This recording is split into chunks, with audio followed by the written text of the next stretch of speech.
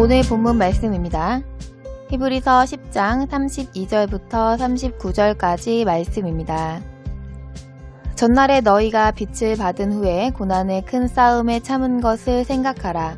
혹 비방과 환난으로서 사람에게 구경거리가 되고 혹 이런 형편에 있는 자들로 사귀는 자 되었으니 너희가 갇힌 자를 동정하고 너희 산업을 빼앗기는 것도 기쁘게 당한 것은 더 낫고 영구한 산업이 있는 줄 알미라.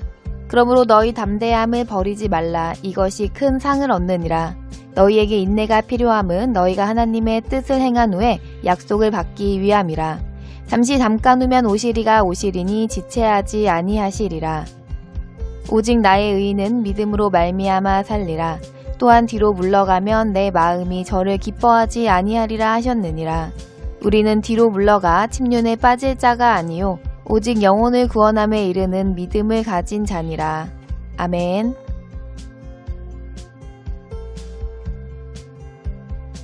사람은 일생 동안 여러 가지 상황을 겪게 됩니다. 그 상황에서 우리는 어떤 역할을 해야 하는지를 알아야 합니다.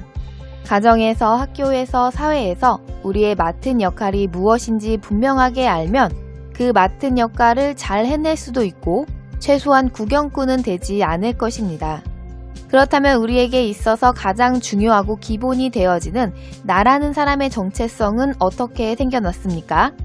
나 스스로 정의한 것도 아니고 스스로 깨달은 것도 아님을 우리는 기억해야 합니다.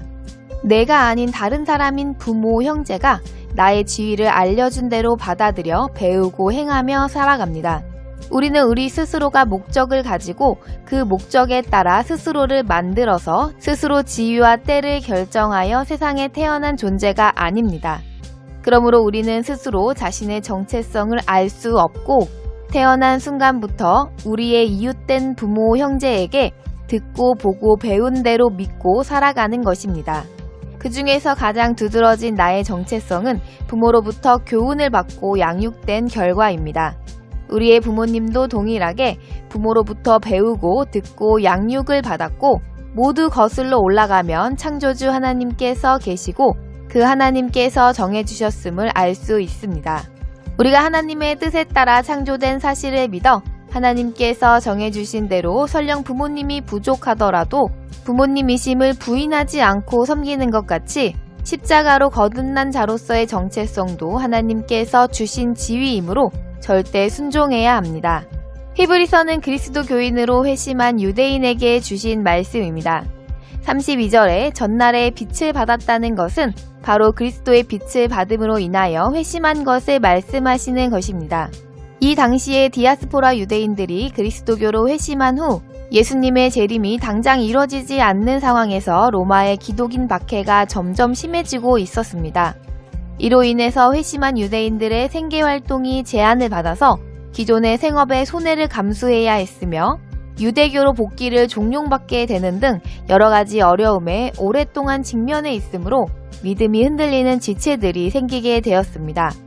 그러므로 유대인들이 회심한 직후에 자신들이 당하는 비난이나 어려움을 견뎌내며 구경거리가 되는 것과 구경거리 된 그리스도인들과 사귀게 된 것은 보다 더 좋은 영구한 산업이 있음을 알았기 때문이라고 말씀하고 계십니다.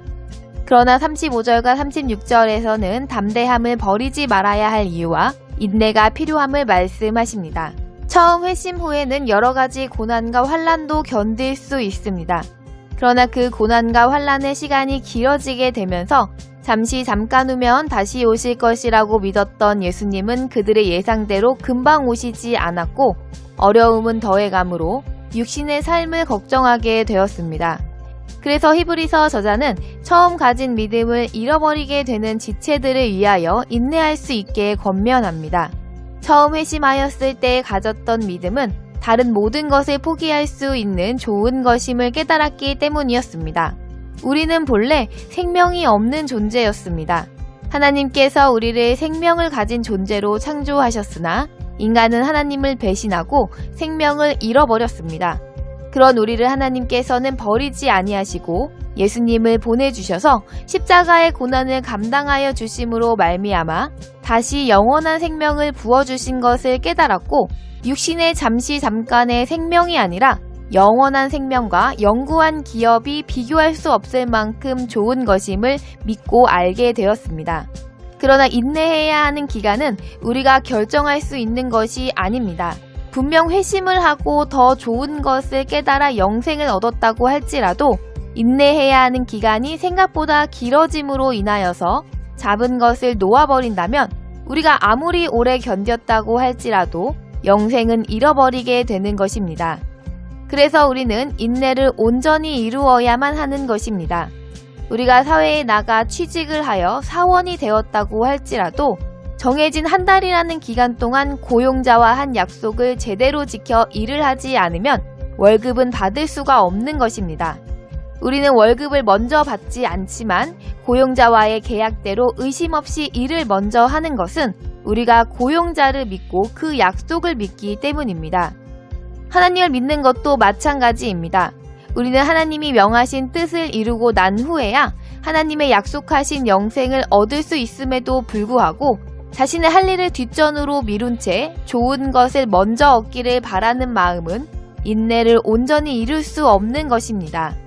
38절에서는 오직 나의 의인은 믿음으로 산다고 말씀하셨습니다.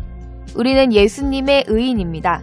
예수님께서 십자가에 죽어주심으로 인하여서 죽었던 우리를 다시 살리시고 하나님 앞에 설 수 있게 보혈로 덮어주셨기에 우리는 예수님이 만든 의인입니다.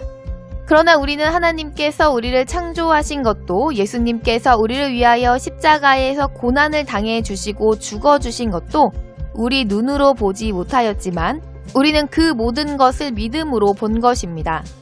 그러므로 우리는 십자가를 우리 두 눈으로 목격한 믿음으로 살아야 하는 것입니다. 하나님께서 우리를 창조하여 주셨음을 믿는다면 우리는 우리의 인생의 주권이 하나님께 있는 것 또한 믿을 것입니다. 우리를 창조하여 주시고 죄악에서 구원하여 주신 하나님께서 우리의 정체성에 관하여 말씀하시기를 침륜에 빠질 자가 아니며 영혼 구원함에 이르는 믿음을 가진 자라고 말씀하셨습니다. 침륜이란 멸망을 의미하는 것입니다. 우리는 나에게 있는 능력이나 재력, 지식 등을 근거로 믿는 것이 아닙니다. 나의 겉모습의 어떠함이나 내가 가진 것이 어떠함을 믿는 것이 아니라 내 안에 계신 예수 그리스도를 의존함으로 믿는 것입니다.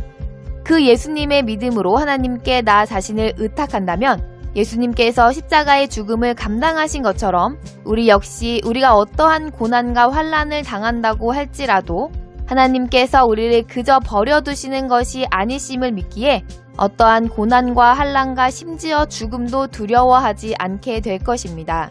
우리를 지으신 하나님께서 우리에게 정해주신 우리의 정체성은 변할 수 없으며 아무도 무너뜨릴 수 없는 것입니다. 우리의 삶은 우리의 것이 아닙니다. 우리의 삶의 주권은 우리를 만드시고 구원하신 하나님께 있음을 우리는 항상 명심해야 합니다. 우리가 우리 스스로를 믿음을 가진 자요, 예수님이 주인으로 계신 자로 내 생각과 내 뜻대로는 살아갈 수가 없는 존재라는 사실을 온전히 인정할 때 우리는 하나님의 말씀에 마음을 다하여 귀를 기울이며 순종하며 실행함으로 하나님을 기쁘시게 하고자 하는 마음을 얻게 될 것입니다. 우리는 언제까지 담대함을 가지고 인내해야 합니까? 그것은 하나님께서 정해주시는 것입니다. 우리는 침륜, 즉 멸망하지 않는 자라는 믿음을 가지고 하나님의 뜻을 이루기 위해 하나님을 기쁘시게 하기 위해 하나님을 찾을 때 하나님은 우리의 모든 필요를 채우시며 영구한 산업의 상속자가 되게 하실 것입니다. 처음 예수님을 만나 그 은혜에 감격하던 때의 초심을 잃지 말아야 합니다. 우리는 각자 지금보다 더 좋은 영구한 산업인 천국을 얻기 위해 육신의 삶을 버려야 하는 자들입니다. 우리의 능력으로 단번에 버릴 수 없고 또 죽을 수 없으므로 예수님께서 대신 죽어 주셨기에 일생 동안 하나님의 말씀하심에 순종함으로 옛사람을 버리고 새사람으로 예수님을 본받아 살아가 예수님의 아우로 자라가야 합니다. 우리 모두 하나님의 약속을 믿은 처음의 그 믿음을 마지막까지 버리지 않고 인내함으로 그 믿음으로 장성하여 영원한 생명과 영구한 기업의 주인이 되는 하나님의 자녀들이 다 되시기를 바라며 주 예수님의 이름으로 축복합니다.